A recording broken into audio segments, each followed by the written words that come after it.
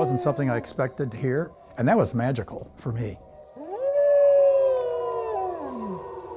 We could hear wolves howling off in the distance, and northern Minnesota was one of the few places left in the lower 48 where wolves still survived. My parents were big wildlife lovers. They went on vacations bird watching, and so I've always had bird feeders in our backyard. I liked having places that were right near wooded areas so you can go out and you can watch animals. I had a place in the Chesapeake Bay for a while, which was amazing to watch the waterfall come and go. I think it was one reason why I was attracted to Defenders of Wildlife. I probably have either been lobbied by, worked with, or worked for Defenders of Wildlife for now 52 years, more than 50 years. So I have experienced this organization from virtually every range possible. And when I got close to retirement, this was the place I wanted to finish my career.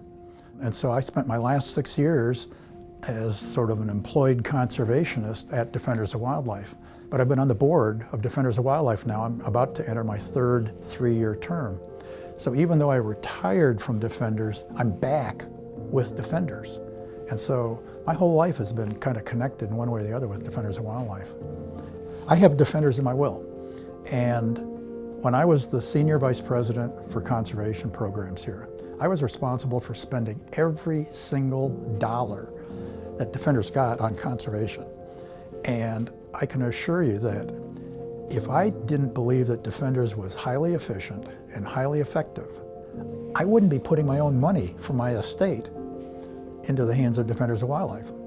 But I just feel extremely happy that this is an option for me, and I know exactly how Defenders is going to use the money. And quite frankly, what you do in your will, what you do with your estate, is the last chance you have on this planet to have an impact on something that you believe in. And so for me, I have Defenders of Wildlife in my will intentionally and with a purpose.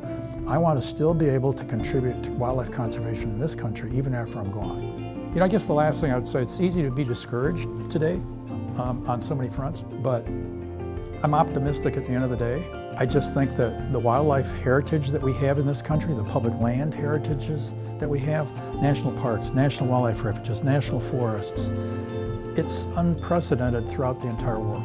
I've been doing this for 52 years.